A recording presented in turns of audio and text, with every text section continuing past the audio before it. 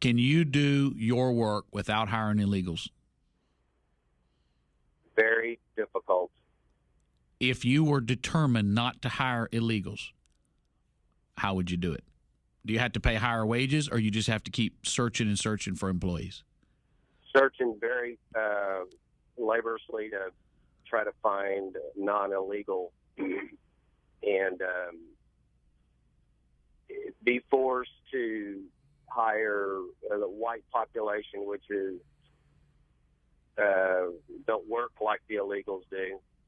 Black population doesn't work like the illegals do, and everybody wants to make a whole lot more than they do. So they're grateful to be here and to work. All right, so give me an example of are you talking about the skilled positions, or are you talking about helpers? Skilled positions. Oh, the drywallers, trim cabinets. All right, so how much does a drywaller? Because that's pretty easy. I mean, obviously you got to get good at it, but let's say a guy tapes and floats and he's good at it. Not the best, but he's good at it. He has 3 years experience. What are you paying that guy? $16 an hour. And what does the white guy want? Shoot. $20 an hour. I mean, as far as the hourly wage, you don't really pay. You pay like piecework.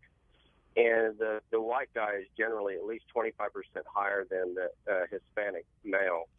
And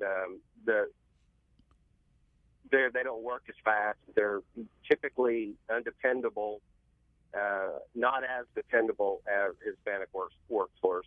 And it's difficult. I mean, it's now, when you say Hispanic, you mean illegal. You don't mean guys that are okay. Well, some of them are legal, but most of them are illegal, even though they have a Social Security card or driver's license, drive a nice new Chevy pickup truck.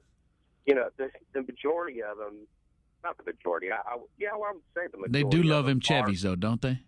They what? They do love them Chevys. They do love They love them Chevys. They love their Chevys. Now, none of the guys working for you, none of them have like the Virgin of Guadalupe scene painted on the back of their truck on the bed, do they? No, not Guadalupe, but they have their soccer stickers on the back of their truck. That's almost as bad. They don't do the horns where they do the Mexican hat dance, do they? I've seen that one too. No, they don't do that. But how many of them put their name on the? I always want to eat lunch with them, though. Well, yeah, because they're going to whip out some good tacos. It don't matter if it's green beans and corn; it's going to be the best stuff you've ever eaten. Yeah, but when they bring those pork tacos, man, it's that good. Mama has fixed those for them. There's usually one in the group if they're illegal. There's usually one in the group that if it's all guys, there's usually one that's kind of deputized to cook. And they very lovingly bring out, the whole set for all of them to eat. I've noticed that. Oh yeah, they'll bring a microwave. They got a frying skillet. They'll pull it all out at lunch, and one guy will start preparing warming up all the tortillas and warming the food, and then they'll call the troops in, and then everybody will sit down and eat. And and it's a feast. I mean, it's siesta feast time. Oh yeah. Even though they have 30 minutes, 45 minutes, that's it. But it's good lunch. I used to buy apartments, and I would go in and I would observe the apartments when the owner wasn't there. And I would ask the workers, and I'd tell the workers, that I was buying something down the way or whatever.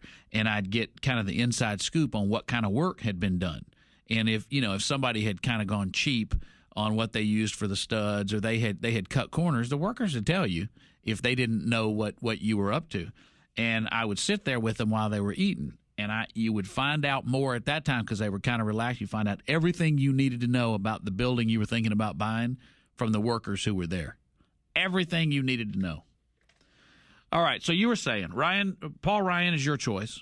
Let me ask you this, Mark. You don't worry about getting in trouble? You don't worry about getting busted the way Shipley's Donuts did, for instance? No, I don't. I mean, it's you drive on the north side of town, and all you got to do is drive down to one neighborhood, and everybody that's a framer, sheetrocker, painter, why would they pick on me, the little guy, when you go in the wide open daylight, and it's the Mexican population building Houston right now, period. Have you ever pick on me? I only have a few guys. Well, no, I understand. Have you ever made a real effort and said, you know what, I'm going to follow the law. It's the right thing to do. I'm going to help my fellow Americans, and really gone out and tried to get American workers? I did it. I went to Florida. We couldn't get all my Mexican connection guys to show up to Florida after Hurricane Ivan. So I hired labor force, and the majority of them were black guys. Oh, I know about those groups. That's crackheads and ex-felons. That's a group of people they may be American, but, man, you don't want them. Stay right there, Mark. I want to ask you a question coming up. Mark, now, I wasn't going to lecture you, but I've been giving this a lot of thought. You know that hiring an illegal alien is wrong. Yes. But you say, how can it be okay for you to do it? Explain me that. I'm in the construction industry, and in order to be profitable, it's just imperative to what I do. That's just the workforce. That's just what it is. I mean, my employment office or my hiring place, if I need a subcontractor, is Home Depot or Lowe's. And 99% of the people that show up there to buy material are the Hispanic population, and some are legal and some are not. And, so you don't believe there is a company out there that is competing, that's paying higher wages, that is not hiring illegal aliens?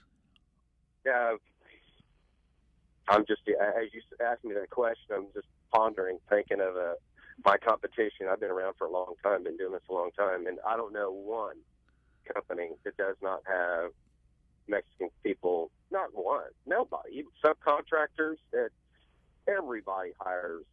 Because people are emailing me and saying, this is the reason we can't make it anymore. This guy's cutting corners. He's breaking the law, which you are.